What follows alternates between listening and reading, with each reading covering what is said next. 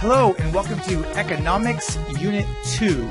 This video is all about savings. Savings is another form of investment. It's a way to put your money into something in order to see it grow. And there's a lot of different ways that you can save that involve varying degrees of risk and reward. First off is the basic savings account. A basic savings account is very easy to access, very cheap, often free to open, but has very poor interest rates. So you can't earn very much money. You'll earn some, but very, very little. But the reason why you earn so little is because it's so safe. There really is almost no risk at all because savings accounts and checking accounts as well are protected by the Federal Deposit Insurance Corporation, also known as the FDIC. That protects your savings and checking accounts deposits up to $250,000. That means any money you put into one of these accounts up to $250,000 is guaranteed by the government. You cannot lose that money. The government would have to completely collapse first in order for you to not be able to access any money up to $250,000. And that includes bank robberies. So if you put your money in a bank and that bank gets robbed and the thieves steal all the money, as long as you didn't have more than $250,000 in the bank, the government makes sure you will get your money back. But the reason why anybody can get one of these, including you, even if you're not 18 yet, is because there's no risk and there's very, very little reward. You'll get something, but it's very little. If you want to earn more money for your investment, you have to look at some other options. For example, savings bonds. When you buy a savings bond, what you are doing is lending the government money, anywhere between $25 minimum all the way up to $5,000. You then get a certificate that is worth double what your investment is. If you sell it back to the government after an agreed upon amount of time, usually between 10 and 20 years. So if you buy a $25 bond, that means in 10 to 20 years, you can sell it back and it'll be worth $50. Now you can sell it back earlier, but you'll get no profit, which means your money just sat in the government's hands and you got nothing from it. So you have to wait for that time period to pass. This is known as maturity. When you have to wait for a time period to pass, especially a long one, before you can get any kind of profit on your investment, that point in time when you can finally cash in on that money, that is called maturity. That means the bond, the investment has achieved maturity. Savings bonds can be issued by any government, even if it's just your city. The federal government also offers savings bonds. They're called treasury bills or T-bills. And these federal bills mature at a much faster rate. They can mature as fast as a few days up to 26 weeks. But the minimum investment is higher. A savings bond typically can be sold as cheap as $25.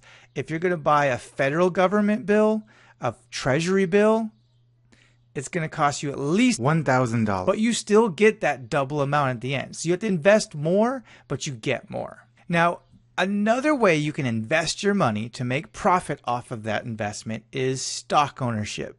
Now, this is one of the riskier ways to try to make money, but the reward is also potentially the highest.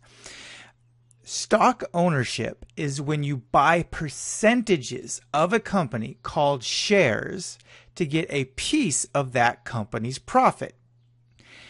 When you've invested money into that company, you leave the money with them until you decide to sell it or trade it to someone else. Or, if the worst happens, the company actually dies. Now, once you have invested into a company, you are going to want to watch the value of your shares because they can go up or down. And there's some things you can do, some research you can put in to try to predict it, but there's always a chance of something unpredictable happening that could increase or decrease the value of the shares you own. And that is known as capital gains and losses. A capital gain is the increase in the value of an asset, means something you own, like stock, from the time it was bought to the time it was sold. Capital losses is the same thing, only it's a decrease in the value of an asset from the time it was bought to the time it was sold. Now, you might think like, oh, as soon as it increases money, I should just sell it, right, and make profit. Or if it starts to decrease, maybe I should sell it fast before it drops in profit even more, right? Well, sometimes that's the right thing to do. Sometimes you can ignore increases and decreases because of something called dividends. Dividends are a sum of money paid usually every quarter, it means 4 times a year, by a company to its shareholders. That means out of all the profits it makes for that year, if it makes profit and you don't sell the stock, it will pay you a percentage of their profit every single quarter. A lot of people can make money this way. For example, a savings account over $250,000 is not protected and you're not getting very much for your money. So you might put some of that extra into the stock market, and if it's a very reliable company, then you'll get dividends profits, and you can afford to let that money sit because you don't need it to spend it on something else. You're not living just paycheck to paycheck, so you can just leave your money with them and add on to it through dividends. And then eventually, if you do need that money back, then you can sell the shares and get that money back, maybe even more than you had back. And even if it's a little bit less, you made enough money in dividends that it is a total profit. Now, just to be clear, investing in the stock market is the most riskiest of everything I'm going to talk about in this video. It's not for everybody, and if you don't do it, that doesn't necessarily mean you're losing out. One form of savings that you absolutely need to get involved in. If not right now, that's fine, but definitely as you get into a career and a good paying job, and even if you don't have a good paying job, you'll want to be investing into some kind of retirement plan. One form of retirement is known as a pension plan. If your company offers a pension plan, this is a company-supported plan that allows you to save and not pay taxes on the money that you're saving until you retire. This can save you a lot of money because that means taxes are not taken out of your paycheck until after that's taken out of your paycheck and put into the plan. That means you pay less taxes right now when you need the money, more importantly right now, because you are trying to pay for rent, pay for a mortgage, pay for all kinds of living expenses.